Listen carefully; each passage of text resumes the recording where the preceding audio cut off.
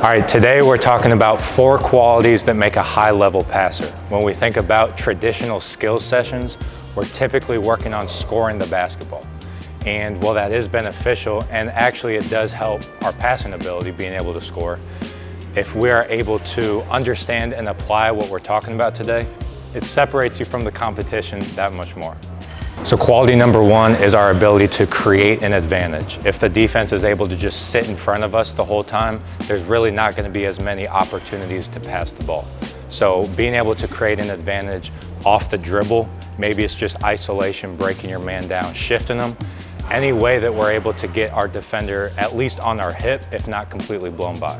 So that could be, like I said, ISO one-on-one. It could also be within team concepts. So coming off a ball screen, coming off a handoff, understanding how to set our man up and come off of it with the defender on our hip, so that way the defense is forced to rotate, leaving us options to kick out or a dump pass, whatever the case may be. But being able to create an advantage is the first quality to becoming a high-level passer. So we created the advantage, now we have to be able to see the open man. So a lot of this falls under the category of basketball IQ. So through things like watching film or just having conversations with different coaches, players, trainers, we're able to understand what to look for.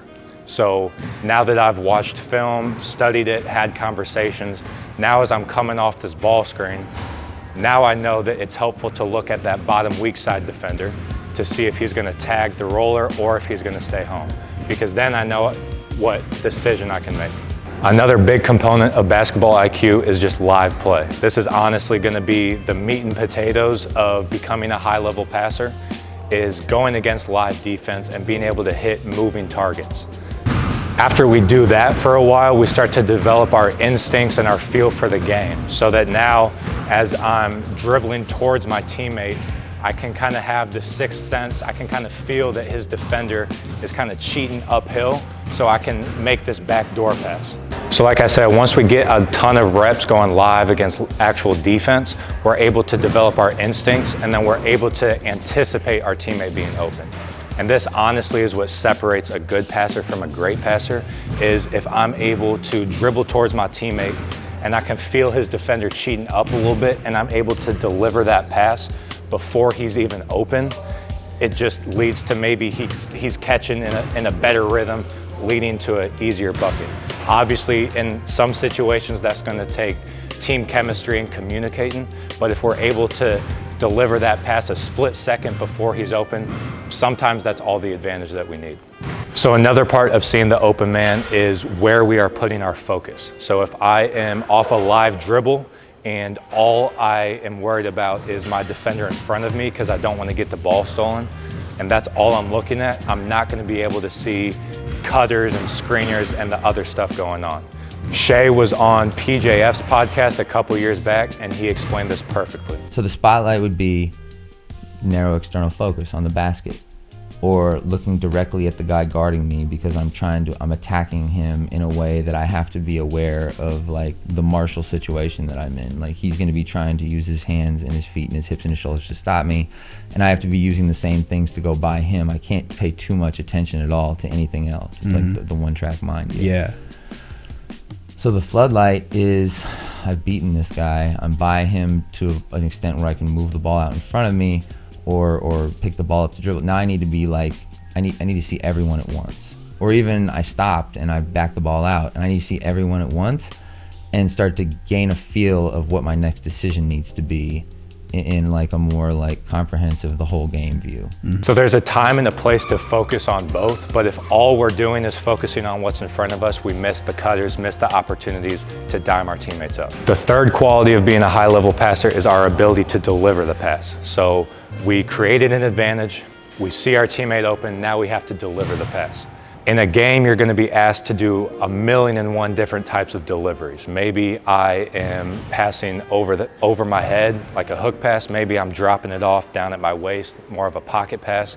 Maybe I'm driving baseline and I'm hitting my man in the corner, so my momentum is drifting to the right and I have to go. Maybe my momentum is drifting to the left.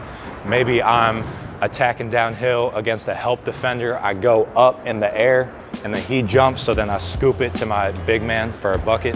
There's 1,000,001 different ways that we have to be able to deliver a pass. So being able to have an adaptable or deep passing bag is a major key.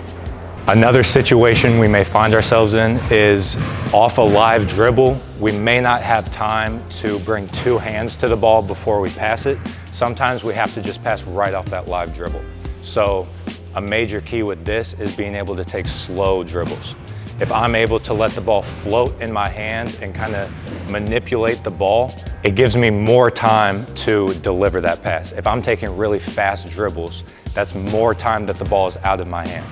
So that means there's a greater chance that that split-second window my teammate's cutting and I need to hit him, the ball's out of my hands and I'm not able to deliver that pass. So the fourth quality of a high-level passer is our ability to understand the context. So kind of taking a step back and understanding the bigger picture. So I created an advantage, my man is open, and I'm pretty sure I can thread the needle and get it to him. I'm not positive, but I'm pretty sure.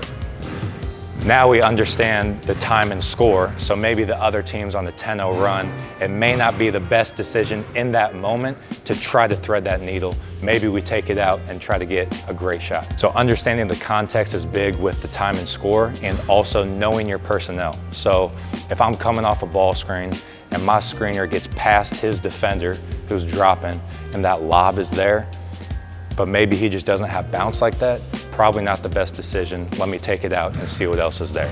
Or same thing if I'm coming off a ball screen and the screener's defender maybe has like a 7-foot wingspan, that pocket pass might be open, so there's a greater chance that he can reach down and get a deflection.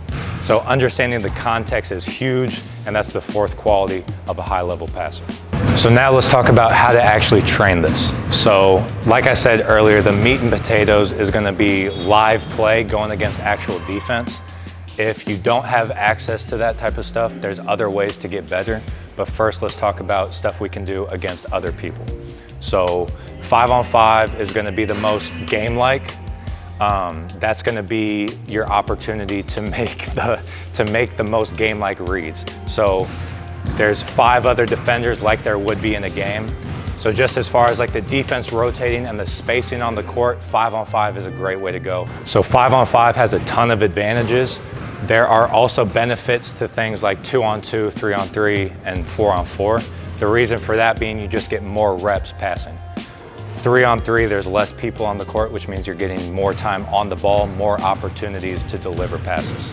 So if you have access to friends, teammates, just other breathing human beings, that is incredible, and that's going to be where you make the exponential improvement in your passing. If you don't have access to that, ideally you can find one other person to do stuff with, but if not, we have a wall and other stuff we can do. So if you have a partner, one of my favorite ones is you're passing back and forth. A fun challenge I like adding is you have to jump up in the air to catch it, and then you have to pass it before you land on the ground. This is great for, like we talked about earlier, building that deep and adaptable passing bag. So we're trying to come up with as many different passes as we can. Some of these passes we're not going to do in a game, but the point of this is to solve the problem of coming up with as many different passes as we can. You don't have to catch and pass it in the air if you don't want to, but it's a fun challenge that I like adding into it. All right, so if you don't have a partner, one thing you can do is just pass against a wall. Now, we're not just gonna use basic chest passes back and forth. That's not really working on too much. So what I would do is 1, find a target spot on the wall that you're trying to hit every time. And then 2, we're gonna make a different pass every time, or at least try to come up with as many different passes as we can. So you can start out more so like stationary if you want to. So I'm dribbling, I'm trying to hit this spot, different handles with it, different passes, and then once this kind of becomes too easy, you can start to go kind of on the move. So like we talked about earlier, our momentum is going left and right. So maybe I'm running to the right, bang, and then maybe I pivot. I can do some jump passes, whatever I want. If that becomes too easy, you can close your eyes and freestyle and cover a lot of ground. And then whenever you're ready, you can open your eyes and try to hit that target. All right, so now if you have a partner, another option would be to do the wall passing one, but with defense, just so you're able to go against a live human. Another drill you can do with a partner is they're gonna stand on the wing over there, and then I'm gonna have my back to the basket, and then I am freestyling just to get these extra ball handling reps in. And then whenever I want to, I am either spinning this way or spinning this way, and then driving to the rim. And then when I do that, he's either lifting or drifting. I'm hitting him for a pass, and he's shooting. He is not gonna tell me where he's moving. I have to look at it and just adapt to what he's doing. So we'll go one more time. We are back to the basket, freestyle, whatever I want. Getting downhill, hit him with a pass for the bucket. Same thing as all the other drills. Mix up your pass every time. Try to see how many different passes you can come up with. So that's 4 qualities of a high-level passer. Our ability to create an advantage, see the open man, deliver the pass, and understanding the context of the game. Peace.